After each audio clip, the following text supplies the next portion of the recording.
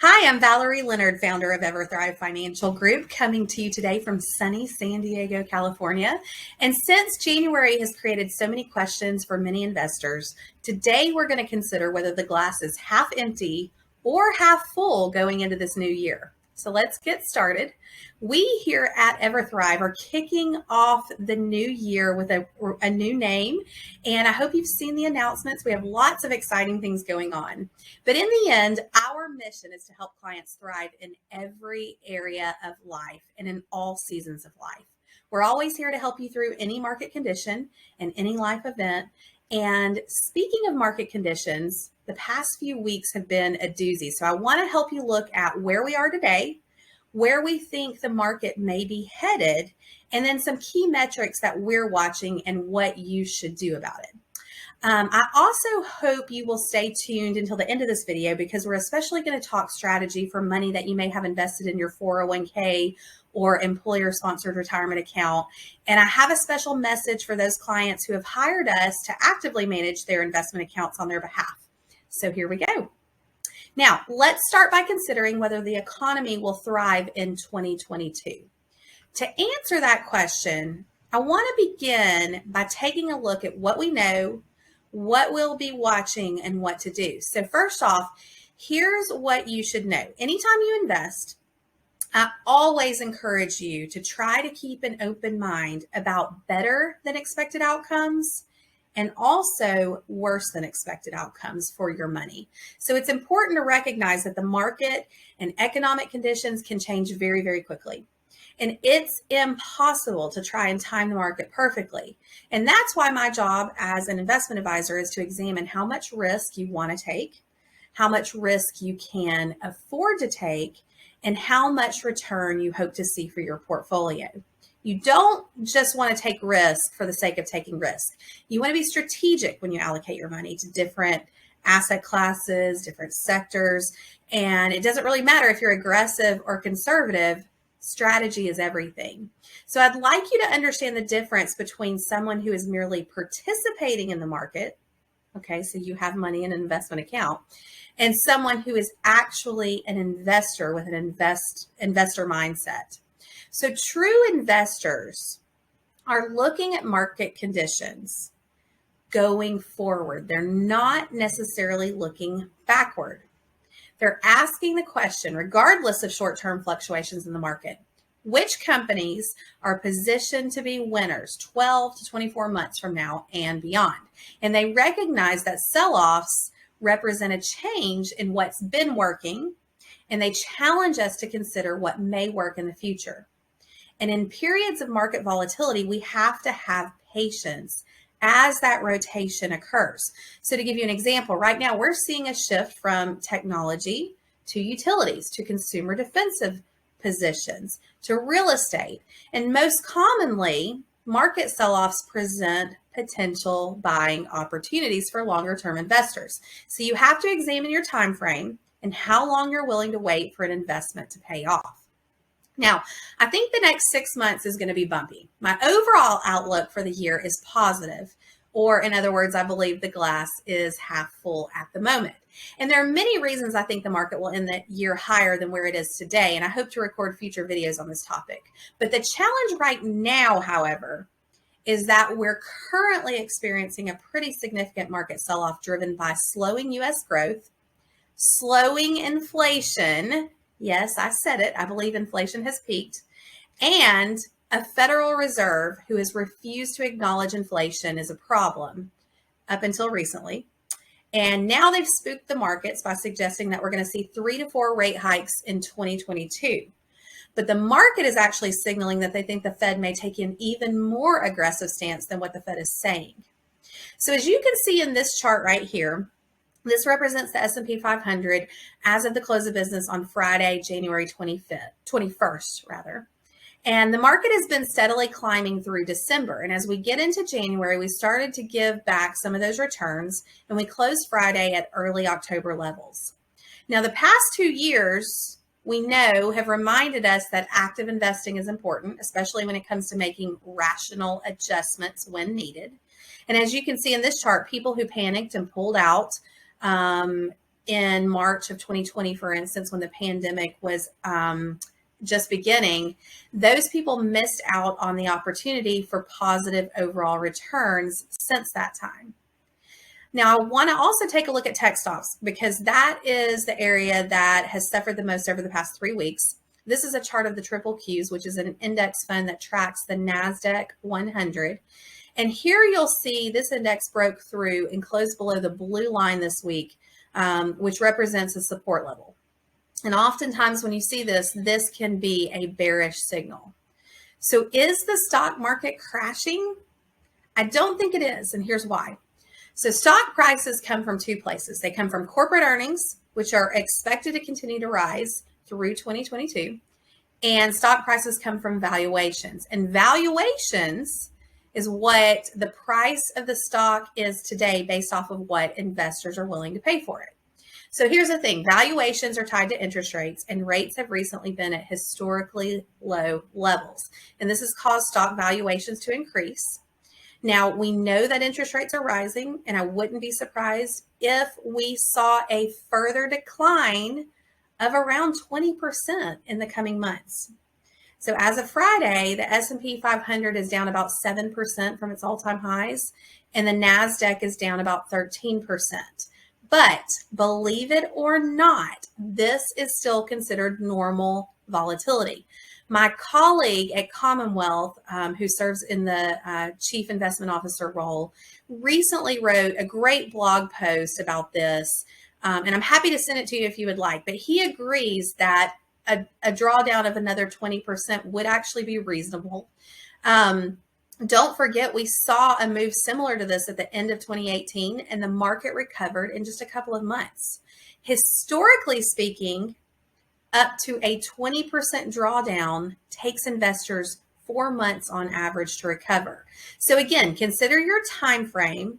Try not to let the day-to-day or month-to-month movements over the first half of this year spook you into making emotional decisions. And assuming we don't have some type of systemic shock to our economy that none of us can see coming right now, markets should be positioned for a continued uptrend over the long haul. We're going to be watching risks closely, and we will certainly communicate with you if conditions or our outlook changes, because it could change very quickly. And so we want to communicate that to you. Now, we've looked at the stock market, and let's turn our attention to the economy. The market and the economy don't always move together, but in this case, the economic outlook is a glass half full as well. One reason is because of pent-up demand. Last year was very much a manufacturing recovery. And this is where people spent money on outdoor barbecues and indoor home renovations. And now people are ready to travel, enjoy entertainment, spend money on experiences, and the job market is still strong. And although businesses are having to raise wages to attract and retain workers, that still translates into more money in Americans' pockets. And that means more money to spend, which drives our economy. And reduced spending in the height of the pandemic, coupled with the government stimulus, has led to higher accumulations of personal savings. So people are in a pretty good spot right now.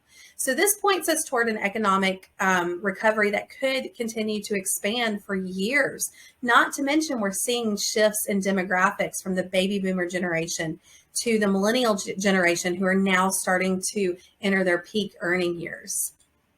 Now, before we get too far ahead of ourselves, let's take a closer look at what we will be keeping our eye on in the next few months. Now, I've already mentioned that the Fed is signaling 3 to 4 rate hikes to the tune of maybe 0.75% up to 1%. Now, keep in mind that the Fed is doing this because they see continued growth ahead, and they have confidence in our economic recovery. So it's a glass half full sign. It does also mean that investors may need to adjust their portfolios or strategies accordingly because, again, this leads to rotation within financial markets.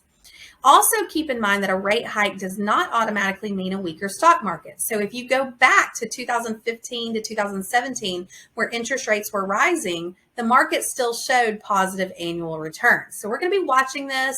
We're going to be looking at when they're doing it, how much rates are going up, and the best way to react to a rate increase will be different for every investor or portfolio.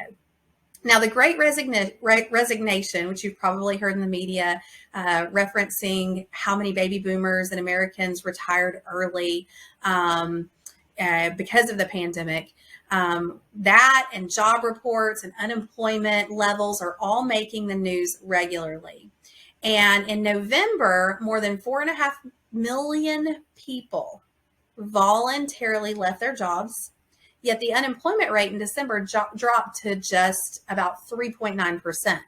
Now, in January, we believe that the jobs report for the next few months is going to show the impact of the Omicron variant. And so we expect weakness in the labor data until Omicron is a thing of the past. This type of data can cause concern among investors, but not all job-related stories impact the market. So, for example, of the 4.5 million people who voluntarily left their jobs in November, many of them did so to take advantage of the hot job market and potentially get a new position with better pay, benefits, career opportunities, and this bodes well for the economy. The unemployment rate does move the stock market, but the overall indicators there are still strong. So we'll be watching the economy as a whole rather than isolated headlines. Now, the pandemic continues, but medical experts believe the Omicron spike will tail off faster than previous variants, and market impact should be primarily short-term in nature. So we're watching that. We've also become more pandemic resilient. We've learned to operate more efficiently and live our lives even as if the pandemic, it's out there. We know it's out there, and businesses have adjusted accordingly. So we're going to be watching medical risks carefully and also helping our clients implement protection strategies to help guard against those risks when we can. We also are watching recession risks. So recession risks are strongly associated with market declines, and the economic recovery continued in December. And I believe we are on track to see continued recovery, although it's uncertain how fast or how slow the recovery will be in the future. Another factor that we watch that could signal potential trouble is the amount of borrowed money invested in the stock market. We call this margin debt. The good news here is that margin debt has been declining, but the overall level of margin debt is still high relative to historical standards and worth monitoring, but we'll watch it closely for you. And even with a bumpy ride and a glass half full over the long run, our recommendations for the year is to stay strong in the foundational principles of smart investing. Diversify, keep your eye on the long term, keep a strong foundation for your portfolio, look for buying opportunities and systematically invest money on the dips. And it's always important to stay diversified, but it's even more important now. The market has recovered nicely since March 2020, but the way it's recovered is different than what we've seen in the past. And diversification is vital in these unprecedented times. So play the long game. As we look ahead, it's a good time to remember that over time, markets do show gains, even with volatility along the way. So staying on course for your long-term investing strategy will be important in 2022. And here's what you need to know and what you should consider doing for your 401k or retirement-sponsored retirement plan at work. Number one, consider your target date fund offerings. Target date funds are designed to be a do-it-for-me investment option that helps take the guesswork out of trying to time the market. They also offer a diversified approach for your money since the manager spreads it out across different asset classes and sectors. So keep in mind that when you contribute to a traditional 401k plan, you're also automatically saving money on taxes. So even though the market may be down, you're still putting money in your pocket for later and getting to invest in a pre-tax manner. And then I had somebody just recently remind me, if you're lucky enough to have an employer who makes a matching contribution on your behalf, you're basically getting free money. If you're not contributing or taking advantage of the full match, you're leaving money on the table. And when we see the market decline, don't forget that your money and your employer's money is being invested at lower prices. So if you pull out altogether or stop contributing, you're missing out. In the long run, this has the potential to pay off big. And after all, the goal is to buy low and sell high. And for those of you that have chosen to hire us to actively manage your investment accounts outside of work, do know that we're constantly reviewing our strategies in relation to changing market conditions. We're looking for ways to help position you for the future. And if you think you want to take less risk, or if you think you want to take more risk, this would be a good time to contact us. Otherwise, we will continue to work hard at helping you achieve your goals. So that's our outlook for January. We're happy to answer any questions you have, and we'll continue to keep you informed and updated.